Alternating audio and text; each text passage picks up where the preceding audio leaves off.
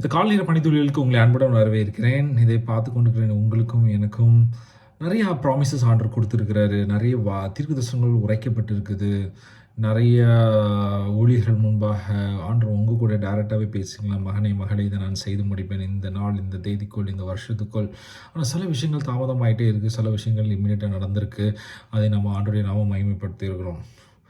ஏன் அது தாமதமாகுது என்று அங்கலாய்த்து கொண்டிருக்கிற ஜனமே, உங்களை பார்த்து கர்த்தர் சொல்லுகிறார், ஆண்டவர் கொடுத்த ப்ராமிஸ் டேட்டுக்கு, ப்ராமிசஸ்க்கு எக்ஸ்பீரியே கிடையாது. அது என்றும் எப்பொழுதும் நடக்கும். ஒரு சில காரணங்கள்னால, அது நம்மளால் கூட இருக்கலாம், சாத்தானால் கூட இருக்கலாம், நம்ம சரீரமாக இருக்கலாம், சுற்று வட்டாரங்களாக இருக்கலாம், பொறாமை கண்களால் கூட இருக்கலாம். அது தாமதமாயிட்டு இருக்கும்.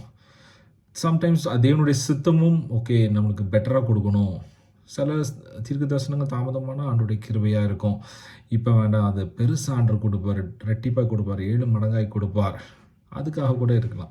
நான் ஆண்டவர் என்ன சொல்ல வர்றாருன்னா, ஆண்டவர் நம்மளுக்கு கொடுத்த எந்த வசனங்களையும் எந்த வார்த்தைகளுக்கும் எக்ஸ்பிரி டேட் கிடையாது. அது நடந்தே தீரும். உங்கள் சந்ததியில் சில விஷயங்கள் நடக்கலையே, அது உங்கள் பிள்ளைங்கள் சந்ததியில் நடக்கும். யோசித்து பாருங்கள், தாவீதுக்கு ஆண்டவர் சொன்னால், நீ ஆலயங்களை கெட்டுவாய் என்று சொன்னார். அது பெரிய தீர்க்க தரிசனம். ஆனால் அவரால் தாவீதால் கெட்ட முடியல. ஆனால் சாலமோன் அவருடைய மகன் கெட்டினான்.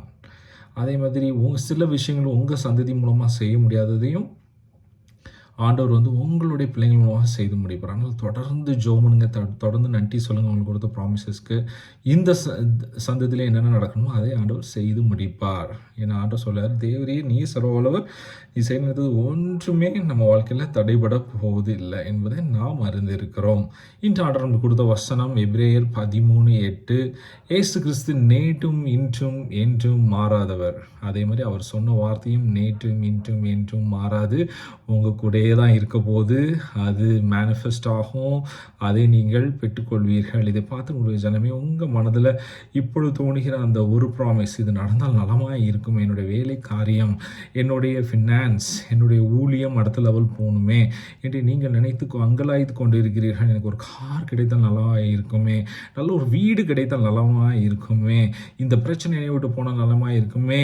ஆண்டவரே நீங்கள் ப்ராமிஸ் பண்ணிருக்கீங்க. ஆண்டவர் இந்த வேளையில் சொல்கிறார், அதை நான் நிறைவேற்ற உண்மையுள்ளவனாக இருக்கிறேன். அதே ஆண்டவர் உங்களுக்கு நிறைவேற்றுவார். சரிங்களா? எங்களுக்கு ஜோமுங்க. இதை பார்த்து கொண்டு ஜனங்களுடைய மனதை குழப்புகிற சத்ருவை இயேசு நாமத்தில் முறையெடுத்து ஜெபிக்கிறேன். ஆண்டவர் சொன்ன மாதிரி இயேசு கிறிஸ்து நேற்றும் இன்றும் என்றும் மாறாதவர். அவருடைய வார்த்தை நேற்றும் இன்றும் என்றும் மாறாது. உங்களுக்கு சொல்லப்பட்ட தீர்க்க தரிசனங்கள், வாக்குத்தத்தங்கள், வசனங்கள் நிறைவேறும். நல்ல நல்ல வசனங்கள், நல்ல நல்ல காரியங்கள் நிறைவேறியே ஆகும். இந்த காலை நேரத்தில் நீங்கள் காலை எடுத்து நடந்து வைக்கிறீங்க, கர்த்தர் உங்களுக்கு முன்பாக யோர்தானை திறந்து அக்கறைக்கு கடக்க செய்வார். இம்மட்டும் உங்களுக்கு பின்னால் இருந்து துரத்தின அந்த எதிரியை இனிமேல் நீங்கள் காண்பதில்லை. ஆண்டவர் பெரிய கல்லை கெட்டி பார்வோனை செங்கடலில் மூழ்கடித்தது மாதிரி உங்களுடைய எதிரிகளை மூழ்கடிக்கிறார். ரீஷாக்கா மகாரா காந்த லக்காந்தரஷ்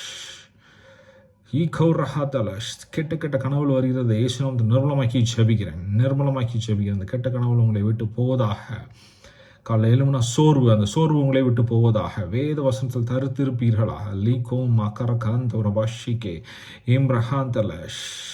ஆண்டவர் உங்களுடைய வாயை நகைக்க பண்ணுகிறார். இந்த நேம் ஆஃப் ஜீசஸ் ஊழியத்தின் ஸ்தானத்தில் உங்களை ஆசீர்வதிக்கிறேன். கர்த்தர் உங்களை உயர்த்துகிறார். ஷாலோம். நாளைக்கு பார்க்கலாம். கர்த்தர் உங்களை ஆசீர்வதித்தார்.